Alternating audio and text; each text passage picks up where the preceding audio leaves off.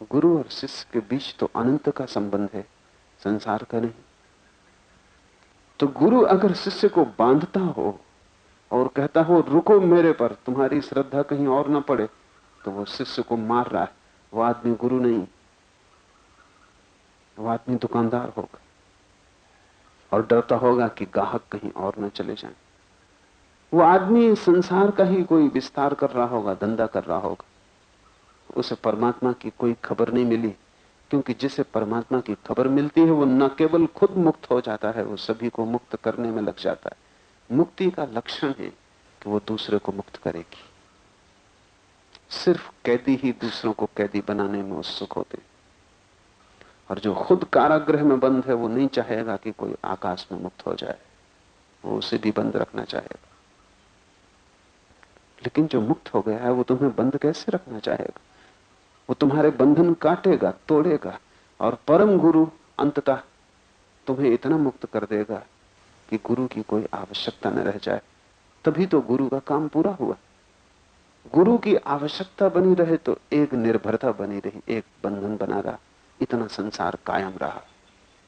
जिस दिन तुम इस योग्य हो जाओगे कि गुरु बिल्कुल बेकार हो जाए, कि तुम उसे भूल सको, कि उसकी अब जरा भी जरूरत न रह जाए, कि तुम इतने स्वनिर्भर हो गए कि तुम अपने पैर से चल सको और अपने हृदय से धड़क सको, कि अब तुम्हें किसी लकड़ी की सहारे की जरूरत न रही, कोई बैसाखी अब जरूरत न रही। यही तो गुरु की सारी चेष्टा है।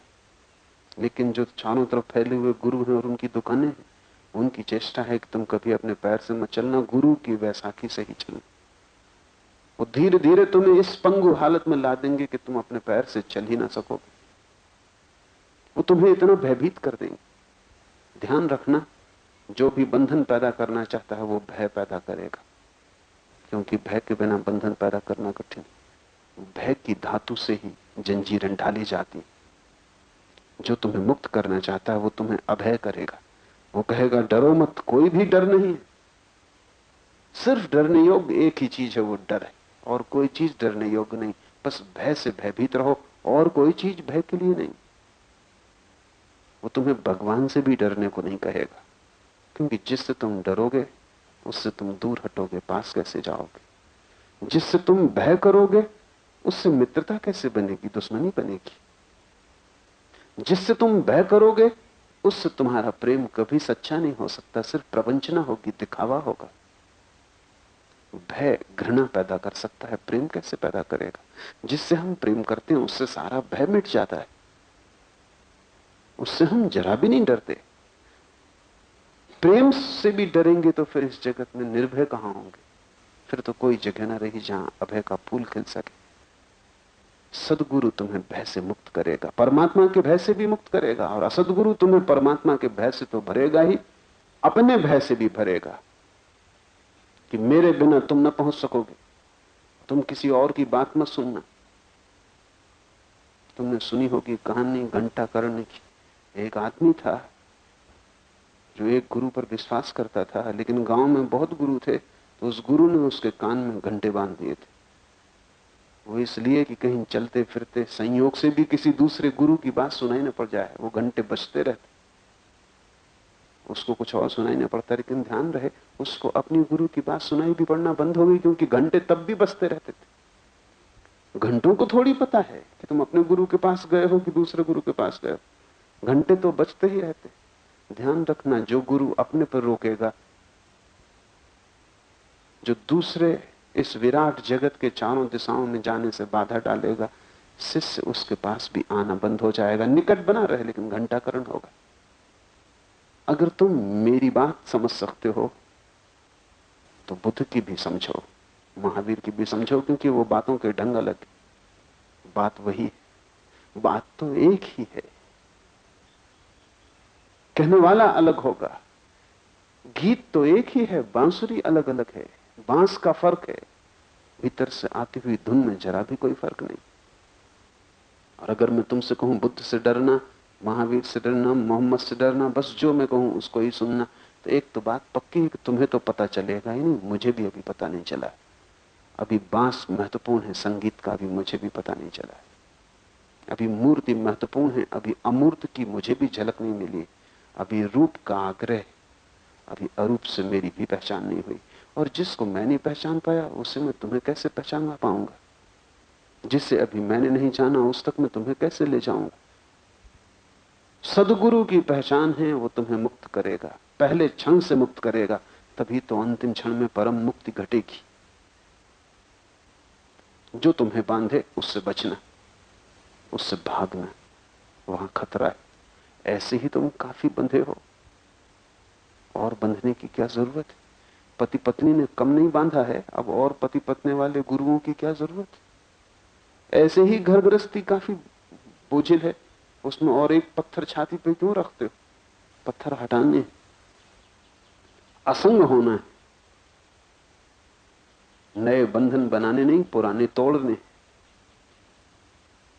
इस बात को ख्याल में रखो, और तब ये भी समझ लो कि गुरु ही तुम्हें बांधते होते तो इतना खतरा न था, तुम भाग खड़े होते। तुम भी बंधना चाहते हो, और वो और भी बड़ा खतरा है। वो खतरा समझ लेने जैसा है, तभी ये कथा समझ में आ सकेगी। आदमी बंधना चाहता है क्योंकि तुम स्वतंत्रता से भयभीत हो। एरिक फ्रोम की एक बहुत प्रसिद्ध किताब है, किताब का नाम बहुत महत्वपूर्ण है, नाम है फियर ऑफ फ्रीडम, स्वतंत्रता का भय। आदमी डरता है स्वतंत्र होने से। तुम कहो कितना ही कि मैं स्वतंत्र होना चाहता हूं, लेकिन तुम ठीक से समझे नहीं। आदमी स्वतंत्रता से डरता है। क्यों? क्योंकि स्वतंत्रता के कुछ परिणाम होंगे। पहली तो बात, स्वतंत्रता का अर्थ है अकेले होने की हिम्मत। वो तुम में नहीं। तुम किसी के हाथ का सहारा चाहते हो, चाहे अंधा ही हो दूसरा आदमी, तुम भी अंधे हो, तुम उसका हाथ पकड़ के सोचते हो हिम्मत आ गई। दूसरा भी अंधा हो, इससे कोई फर्क नहीं पड़ता, हाथ तो हाथ में है, थोड़ा भरोसा रहता है। लोग कहते हैं कि तिनके का भी सहारा काफी है डूबते को। वो डूब रहा हो तो वो तिनके को भी पकड़ लेता है कि शायद इससे भी बच जाऊं। आदमी अकेले होने से बहुत भयभीत है। क्या डर है तुम्हारे अकेले होने का? और मजा यह है कि तुम अकेले हो, चाहे तुम डरो और चाहे तुम न डरो। तुम चाहे पति बनाओ, पत्नियां बनाओ, मित्र बनाओ, घर बसाओ, समाज खड़ा करो, राष्ट्र बनाओ, कितनी ही भीड़ भाड़ हो, भीड़ में भी तुम अकेले हो। अकेले होना तुम्हारा स्वभाव है, उससे बचने का कोई उपाय नहीं। धोखा तुम कितनी ही देर दे लो, अकेला होना तुम्हारी ऐसी भीतरी प्रकृति है कि उससे तुम भाग ना सकोगे। अकेले तुम पैदा होते हो, अकेले ही तुम मरोगे। दोनों छोर पर तुम अकेले हो, बीच में भी तुम अकेले ही हो। सिर्फ भीड़ चारों तरफ होती है तो भ्रम पैदा होता है कि मैं अकेला नहीं। साधक को पहली हिम्मत जुटानी चाहिए इस सत्य को जानने की कि मैं अकेला हूं, और इसे मिटाने का कोई उपाय नहीं। तुम लाख करो कोशिश, उन्हीं कोशिशों में तो तुमने न मालूम कितने जन्म लिए और कितना समय गंवाया। अब भी तुम वही कोशिश जारी रखे हो। लाख करो उपाय, अकेलापन मिट नहीं सकता, क्योंकि अकेलापन कोई संयोगिक, कोई एक्सीडेंटल बात नहीं है। तुम्हारा भीतरी एसेंस, तुम्हारा सार तत्व है। और परमात्मा की बड़ी अनुकंपा है कि तुम अकेलेपन को मिटा नहीं पाते, क्योंकि अकेलेपन में ही जीवन का सारा सौरभ। अगर तुम मिटाने में सफल हो जाते तो फिर तुम्हारी छुटकारे का कोई उपाय न था। तुम कोशिश करते हो लेकिन तुम सफल कभी ना हो पाओगे, क्योंकि स्वभाव के विपरीत कोई चीज सफल नहीं होती। अंततः तो स्वभाव ही सफल होता है। और अच्छा है कि तुम सफल नहीं हो पाते, अन्यथा तुम गलत चीजों में ही सफल हो जाओगे। तुम इतने अंधे हो कि अगर तुम अपनी मंजिल पालो तो तुम ऐसी मुश्किल में पड़ जाओगे जिसका हिसाब लगाना मुश्किल है। वो तुम्हें मिलती नहीं। अच्छा है, क्योंकि गलत गलत को ही खोज लेगा। अंधी आंखें और उपद्रव के पथों पर भटक जाएंगी। तुम कितना ही भटको, एक चीज तुम कभी नहीं खो सकते, वो तुम्हारा अकेलापन। कैसे खोओगे? कितनी ही मित्रता किसी से हो और कोई कितने ही पास आ जाए, फिर भी तुम अकेले हो और वो अकेला है। दोनों पास हो सकते हैं लेकिन अकेलेपन में कोई फर्क नहीं पड़ता। और अगर तुम्हें समझ आ जाए तो तुम पाओगे जितना ही कोई पास होता उतना ही तुम्हें अकेलेपन की प्रतीति होती। निकटता संभव है, एकात्मता संभव नहीं। इसलिए जितना कष्ट प्रेमी और प्रेयसियों को होता है उतना कष्ट किसी को नहीं होता, क्योंकि बहुत निकट आके भी वो पाते हैं निकट नहीं आ पाए। साथ सोते हैं, साथ उठते हैं, बैठते हैं, शरीर का संग साथ है, भीतर का अकेलापन अकेलापन, कोई फर्क नहीं पड़ता। प्रेमी अपने भीतर जीता है, प्रेयसी अपने भीतर जीती। कितनी ही कोशिश करो निकट से निकट आ जाओ, बिल्कुल सट के खड़े हो जाओ, तो भी कोई फर्क नहीं पड़ता, फासला उतना का उतना है। इस तथ्य को इंकार करने के कारण आदमी अकेलेपन से डरता है, और स्वतंत्रता का अर्थ है अकेला हो जाना। स्वतंत्रता का अर्थ है दूसरे की निर्भरता से मुक्त हो जाना। स्वतंत्रता का अर्थ है अब मैं जैसा हूं, अकेला हूं, न कोई संगी है, न कोई साथी, न किसी का सहारा, न कोई हाथ मेरे हाथ में। पहले तो भय लगेगा, प्राण कब जाएंगे। इस भय और प्राण कपने की स्थिति से गुजरना तपश्चर्या है। भाग के छिपने का मन होगा कि जाओ किसी संबंध में अपने को डुबा दो, भूल जाओ, किसी को साथी बना लो। न भागना, इस भयभीत स्थिति से खड़े रहना, कहना कि जो सत्य वही मैं जानूंगा, सत्य को छिपाने और झुटलाने से कुछ भी ना होगा। तो धीरे धीरे तुम पाओगे भय खो गया। वो भय तुम्हारी पुरानी आदत के कारण था कि सदा साथ रहे, सदा साथ में ही समय बिताया, पुरानी आदत साथ की हो गई थी। उससे कुछ मिला भी नहीं, लेकिन फिर भी साथ से लगता था कि सब ठीक है। कुछ पाया भी नहीं, हाथ खाली के खाली हैं, कंकड़ पत्थर भी नहीं मिले, हीरे जवाहरातों की तो बात करनी व्यर्थ, लेकिन फिर भी कोई साथ था। तो एक वहम बना रहता था कि अकेला नहीं। छोड़ोगे पुरानी आदत, लंबा साहचर्य का नियम काम करता है। इतने दिन तक जिस चीज के साथ रहे उसको छोड़ने में मुश्किल होती। मनोवैज्ञानिक कहते हैं बीमारी तक बहुत दिन तक रह जाए तो आदमी छोड़ने में डरता है, उससे भी साथ बन जाता है। और फिर ऐसा लगता है क्या करेंगे। अगर किसी आदमी को 20 साल तक सिरदर्द रहा हो और आज एकदम सिरदर्द छूट जाए तो उसे ऐसा ही लगेगा कि जिंदगी खाली हो गई। एक चीज भरे हुई थी, एक चीज में लगे थे, कम से कम सिरदर्द तो था, अपना दुख तो था रोने के लिए, चाहे बातचीत करने के लिए विषय तो था, और व्यस्त थे उसमें। आज इस डॉक्टर, कल उस डॉक्टर, इस चिकित्सा उस चिकित्सा में एक व्यस्तता तो थी, जीवन में एक काम तो था। आज अचानक सिरदर्द खो गया, अब क्या करेंगे। मनस्विद कहते हैं कि लंबी बीमारियों को भी लोग पकड़ लेते। पावलोव ने रूस में एक बहुत बड़े सिद्धांत की खोज की है, वो है कंडीशनड रिफ्लेक्स। वो कहता है हर चीज संयुक्त हो जाती है अगर थोड़ी देर साथ रह जाए। तो उसने कुत्तों के प्रयोग किए कि वो कुत्ते को खाना देता और घंटी बजाता, जब भी खाना देता तब घंटी बजाता। फिर उसने 8 दिन के बाद खाना तो नहीं दिया, सिर्फ घंटी बजाई। घंटी बजते ही कुत्तों की जीभ से लार टपकने लगी। अब घंटी से लार का कोई भी संबंध नहीं, तुम कितनी बजाओ, किसी की जीभ से लार घंटी से नहीं टपकेगी। लेकिन क्या हुआ, 7 दिन 8 दिन भोजन और घंटी साथ साथ संयुक्त हो गए। मुल्ला नसरुद्दीन ने कहीं ये पढ़ लिया पावलोव का सिद्धांत, वो भी कुत्ता खरीद के ले आया। उसने कहा बिना किए नहीं मानेंगे, देख लें कि होता है या नहीं। घंटी तो घर में थी नहीं, तो उसने खाना ऐसा हाथ पर दूर रखा ताकि कुत्ता पहुंच ना सके, और भौंका, खुद भौंका, ताकि कुत्ते को सिखावन आ जाए कि जब भी खाना चाहिए हो भौंक के मांगो। 7 दिन उसने किया, 8वें दिन खाना लेकर खड़ा रहा, कुत्ता बैठा रहा, वो भौंका नहीं। अब कुत्ते ने तो पावलोव की किताब पढ़ी नहीं। मुल्ला बहुत परेशान हुआ, वो मेरे पास आया, उसने कहा बड़ी झंझट में पड़ गए। उसने खाना नीचे भी रख दिया तब भी कुत्ते ने नहीं खाया। तो मैंने कहा अब तुम भौंको। संयोग हो गया, कुत्ते ने संयोग कर लिया कि खाना तभी खाना है जब ये भौंके। जब वो भौंका तब कुत्ते ने खाना खाया। तब से ये चल रहा, वो रोज भौंकता है तब कुत्ता खाना खाता। अब तो कई साल हो गए, अब तोड़ना बहुत मुश्किल है। तुम्हारी आदतें जन्मों जन्मों की हैं, बुरी या भली सवाल नहीं, उनके साथ संस्कार बंध गया है। तो तुम कहते हो स्वतंत्र होना है, लेकिन भीतर तुम डरते हो। पति कई बार सोचता है पत्नी समाप्ति हो जाए, पत्नी कई बार सोचती कहां से इस आदमी के उपद्रव में पड़ गए।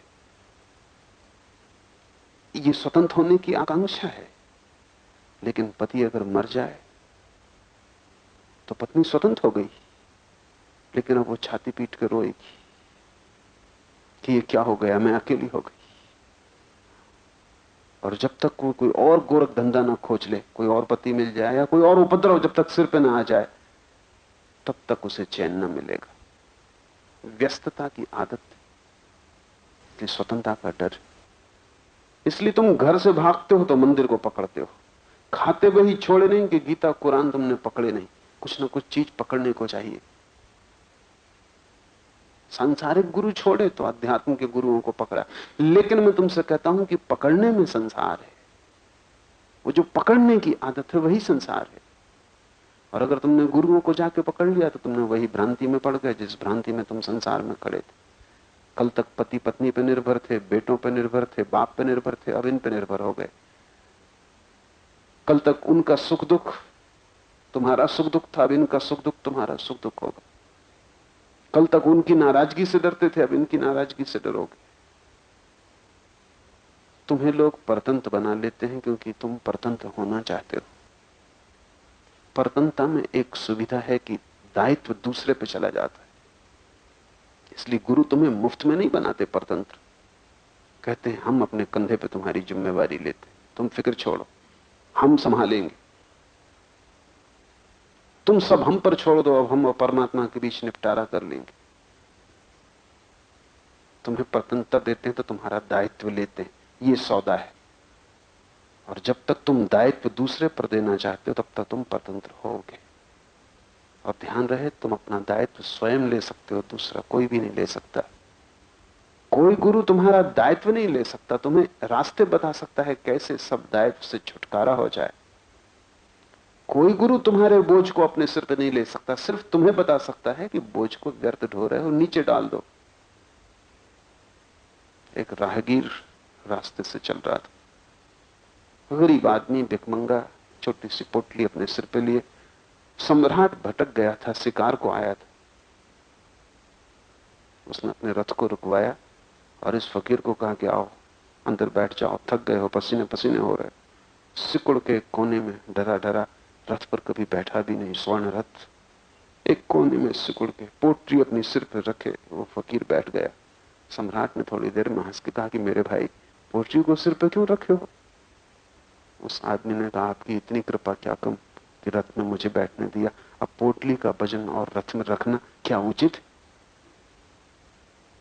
अब तुम चाहे सिर पर रखो पोटली, चाहे रथ में रखो, दोनों हालत में वजन रथ पर है। गुरु सिर्फ इतना ही समझाएगा कि तुम व्यर्थ ही वजन ढो रहे हो, और तुम ढोते भी रहो तो भी कोई फर्क नहीं पड़ता, नीचे तो परमात्मा है, सारा वजन उस पर है।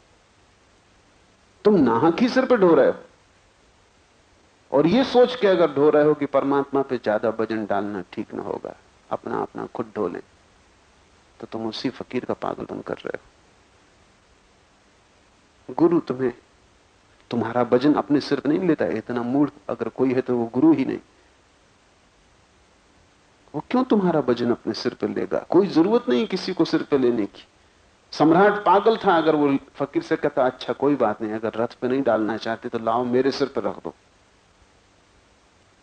कोई गुरु तुम्हारा वजन अपने सिर पे नहीं लेगा। वो तुम्हें समझाएगा कि इसे नीचे रख दो, तुम व्यर्थ ही ढो रहे हो। संसार तुम्हारे बिना वजन लिए चल रहा है, इतना विराट जगत तुम्हारे बिना वजन लिए चल रहा है, चांद तारे घूम रहे हैं, सब परिपूर्ण हो रहा है, तुम नाहक वजन ढो रहे हो। तुम इसे उतार कर रख दो, जो तुम्हें ढो रहा है वही तुम्हारे वजन को भी ढोएगा। सभी के पैर तले परमात्मा है, तुम उसके रथ में सवार हो, फिर तुम क्यों कोने में सुकुड़ के बैठे हो और सिर पे वजन लिए हो? गुरु तुम्हारे वजन को नीचे रखने की कला सिखलाएगा। असद गुरु कहेगा मेरे कंधे पर रख दो, उत्तरदायित्व मैं लेता हूं तुम्हारा, पहुंचा दूंगा स्वर्ग के द्वार तक, बिल्कुल फिक्र मत करो।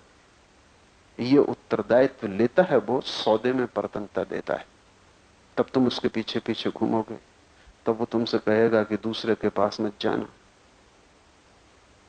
ये धंधा है, ग्राहक भटक ना जाएं, इसलिए दुकानदार परेशान। तुमसे कहेगा असली चीज यहीं बिकती, बाकी तो सब नकली। असली गुरु तुम्हें पहचान सिखाएगा कि क्या असली है और क्या नकली। वो तुम्हें ये नहीं कहेगा कि असली कहां बिकता है और कहां नहीं बिकता, वो तुम्हें पहचान सिखाएगा क्या असली क्या नकली। बात खत्म हो गई। फिर तुम पहचानना, जहां नकली से बचना हो बच जाना, जहां असली मिले वहां खरीद लेना। धोखेबाज दुकानदार तुमसे कहेगा असली सिर्फ यहां बिकता है, बाकी सब जगह नकली। यही तो सारे संप्रदाय कर रहे हैं। वो कहते हैं हमारे अतिरिक्त और कोई सत्य नहीं। ईसाई कहता है कि सिवाय जीसस के तुम परमात्मा तक न पहुंच सकोगे, जल्दी करो, समय मत गंवाओ। मुसलमान कहता है कि बिना मोहम्मद को स्वीकार किए परमात्मा का कोई द्वार खुलने वाला नहीं, नरक में पड़ोगे, दोजख में सड़ोगे। वही हिंदू कहते हैं, वही जैन कहते हैं, वही बौद्ध कहते हैं। बुद्ध ने कभी नहीं कहा, मोहम्मद ने कभी नहीं कहा, कृष्ण ने कभी नहीं कहा, अनुयायी सदा यही कहते। ऐसा लगता है जैसे ही जीवंत चेतना खो जाती, मुर्दा दिया पड़ा रह जाता है। हमारे बीच दुकानदार उस पर कब्जा कर लेते हैं, दुकानें शुरू हो जाती, फिर वो सदियों तक चलती रहती। दुकान को पहचानने का ढंग यह है कि वहां दावा होगा कि यही सही है, बाकी सब जगह गलत। सही की पहचान है कि वो तुम्हें कसौटी बता देगा कि इस तरह जांचना, जहां सही मिले चुन लेना, जहां गलत मिले छोड़ देना। सदगुरु तुम्हें देखने की आंख देगा, सिद्धांत नहीं। तुम्हें कसौटी देगा सोने को परखने की, सोना नहीं कि ये सोना है और बाकी सब सोना नहीं। ये बात कैसे हो सकती है? जीसस से परमात्मा बोलता है, वहां भी सोना है। बुद्ध से भी वही परमात्मा बोलता है, वहां भी सोना है। जहां से भी परमात्मा बोलता है वहीं सोना है। जहां बिल्कुल मिट्टी में दबा हुआ पड़ा है अभी, वहां भी सोना है, क्योंकि परमात्मा वहां भी छिपा है। सदगुरु तुम्हें कसौटी देगा कि ले जाओ ये पत्थर जांचने का, और इस पर जांच लेना, और जहां सोना हो स्वीकार कर लेना, जहां सोना ना हो अस्वीकार कर देना। और अगर कसौटी की तुमने ठीक ठीक पहचान की, तो तुम एक दिन पाओगे कि सब जगह सोना है। कहीं छिपा है, कहीं प्रकट, कहीं मिट्टी से मिला है, कहीं नहीं मिला है, कहीं दबा पड़ा है, कहीं उभर के सामने आ गया है, कहीं धुला है, कहीं गैर धुला है, कहीं अच्छा है, कहीं बुरा है, लेकिन सभी जगह सोना है, क्योंकि परमात्मा के सिवाय अस्तित्व में और कोई भी नहीं। बुरे में भी वही। पर ये अंतिम पहचान होगी। जिस दिन ये पता चल जाए उस दिन कसौटी फेंक देना, उसकी कोई जरूरत ना रही।